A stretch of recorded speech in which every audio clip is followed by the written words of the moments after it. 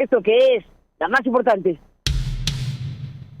El gobierno de Argentina autorizó la deportación a México del contraalmirante Fernando Farías Laguna, señalado como parte de la presunta red de huachicol fiscal que está investigando la Fiscalía General de la República.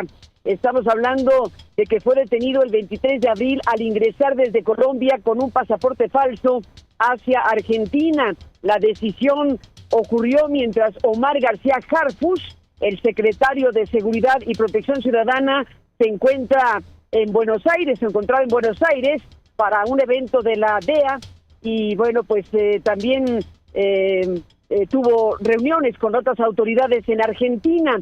Estamos hablando de que según la prensa nacional, la entrega de Fernando Farías Laguna fue gestionada con garantía de derechos humanos. La presidenta Sheinbaum reveló que el Gabinete de Seguridad evaluó el viaje del secretario de Seguridad Omar García Harfuch. Ya lo había dicho hace algunos días, pero lo reiteró ayer en su conferencia de prensa. Yo había decidido que Omar mejor no fuera. Y lo puse a consideración del gabinete, esto ya lo había platicado. Y les dije a todos, a ver, ¿qué opinan?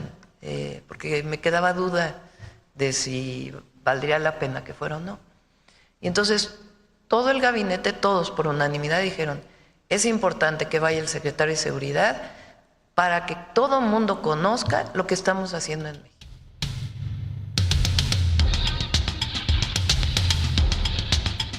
Bueno, pues lo que hemos visto es una postura en doble sentido del director de la DEA. Hace algunos días, pues afirmó que la delincuencia organizada y el gobierno de México eran la misma cosa, en pocas palabras. Sin embargo, cuando se trató de Omar García Harfuch, bueno, pues se dedicó a reconocerlo y a emitir señales de confianza. Dijo antier que se trataba de un socio y amigo de confianza de la DEA, Omar García Harfuch. Así que, pues están estas dos vertientes respecto a lo que opina la DEA de México o del gobierno de México y de uno de sus integrantes, que pues hay una distancia abismal entre una cosa y la otra. La Fiscalía General de la República capturó a Fausto Corrales Rodríguez, testigo clave en el secuestro de Ismael El Mayo Zambada y en el asesinato de Héctor Melesio Cuen, el exrector de la Universidad de Sinaloa, ocurridos el 25 de julio en 2024 en Culiacán, Sinaloa.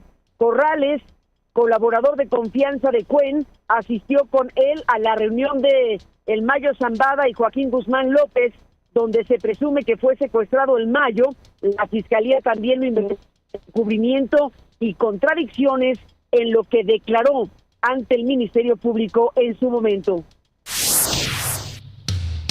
Suman 12 los detenidos tras un operativo de fuerzas federales contra el cártel Jalisco Nueva Generación en Michoacán. Entre ellos se encuentran Marisol N. y Lourdes N., la hija y la pareja de Heraclio N., alias el tío Laco, señalado como jefe regional del grupo en Michoacán de el cártel Jalisco Nueva Generación. Hasta el momento se desconoce el paradero del capo, aunque versiones periodísticas reportan que habría escapado. Tras el operativo, las autoridades aseguraron 64 vehículos, armamento, explosivos, un dron y droga. Tras la captura hubo bloqueos carreteros y quema de vehículos. La Comisión Permanente aprobó por 26 votos a favor, 5 en contra y 5 abstenciones la renuncia de Mónica Soto como magistrada del Tribunal Electoral del Poder Judicial de la Federación, efectiva al 31 de agosto.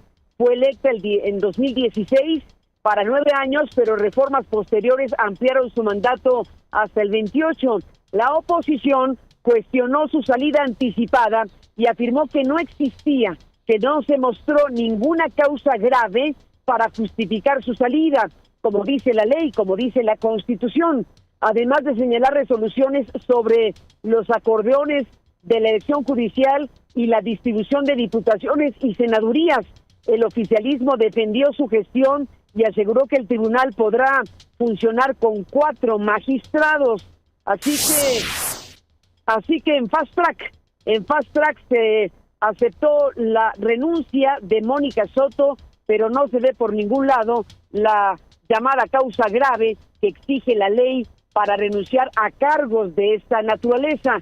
No son cargos de cualquier tipo, son cargos del Estado mexicano que requieren el compromiso de quienes los asumen para que en caso de renunciar solo sea por causa grave, misma que no se ve por ningún lado en este caso. La presidenta Sheinbaum criticó a 6 ministros de la Suprema Corte de Justicia por votar a favor de restablecer un seguro de gastos médicos mayores para el personal del Tribunal Federal, utilizando recursos del erario. Pues, ¿de dónde vas? Sheinbaum señaló que los servidores públicos tienen salarios suficientes para pagar pólizas privadas y que este tipo de prestaciones se convierten en privilegios al ser cubiertos con dinero público. Esto fue lo que dijo Sheinbaum respecto al seguro médico, seguro de gastos médicos mayores para el personal de la Suprema Corte de Justicia de la Nación. No a los privilegios. Juárez luchó contra los fueros y los privilegios. El mejor presidente de la Corte que ha habido en la historia. Pues hay que recordar la historia y cómo se llegó y por qué se llega. Entonces no estoy de acuerdo con que haya privilegios. Ningún servidor público. O sea, ¿por qué son privilegios? Porque se pagan con recurso público.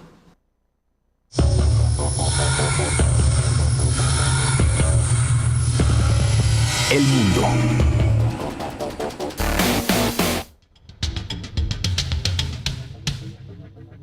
China negó utilizar a México y Canadá para evadir aranceles de Estados Unidos y calificó de falsa narrativa un informe de Washington que acusa a Pekín de ocultar el origen de sus productos mediante el transbordo a terceros países.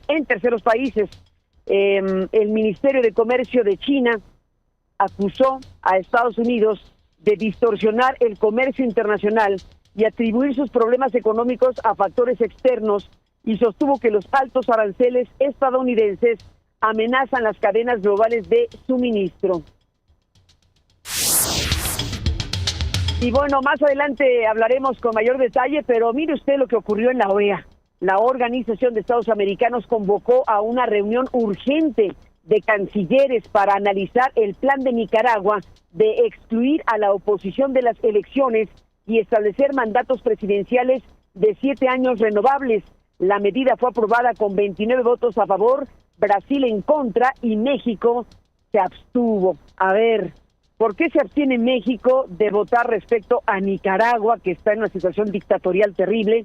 Estamos hablando de una circunstancia pues totalmente vergonzosa la que está viviendo Nicaragua, y pues convocó la OEA a esta reunión urgente y México se quedó, México no, la representación del gobierno de México se quedó callada.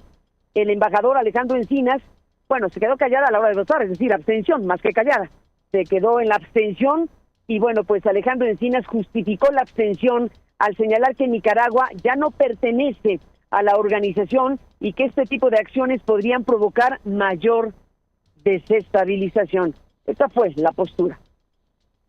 Pero no podemos acompañar la convocatoria a una reunión que podría contribuir a transformar una situación política y de derechos humanos en una cuestión de seguridad regional y abrir un proceso cuyo alcance y posibles consecuencias no están suficientemente delimitados. Recordamos la vigencia de los instrumentos internacionales de los que Nicaragua forma parte. Pues esto fue lo que dijo el representante de México ante la OEA sobre este tema. Y pues se votó en los términos que le acabo de mencionar.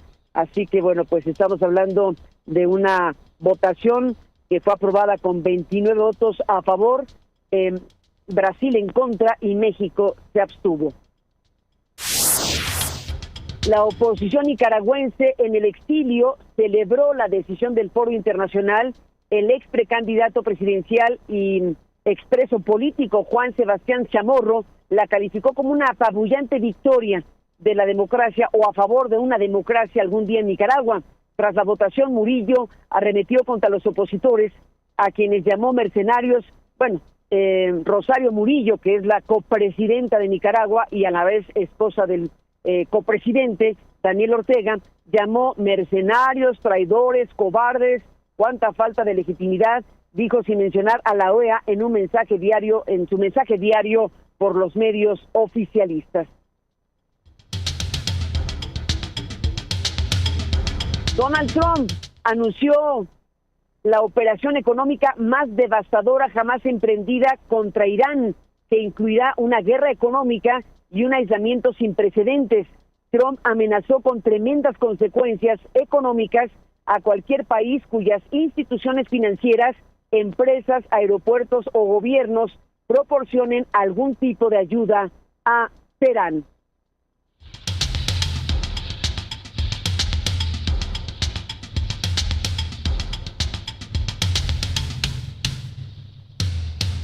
De todos estos temas y más les estaremos hablando esta mañana. Gracias a quienes están oyendo la radio. Gracias por oír las estaciones de Grupo Radio Centro en la República Mexicana. Y gracias a quienes están conectados en nuestro sistema multiplataforma de Aristegui Noticias. Gracias a quienes están viendo y oyendo el programa a través de nuestro sitio, a través de internet en www.aristeguinoticias.com.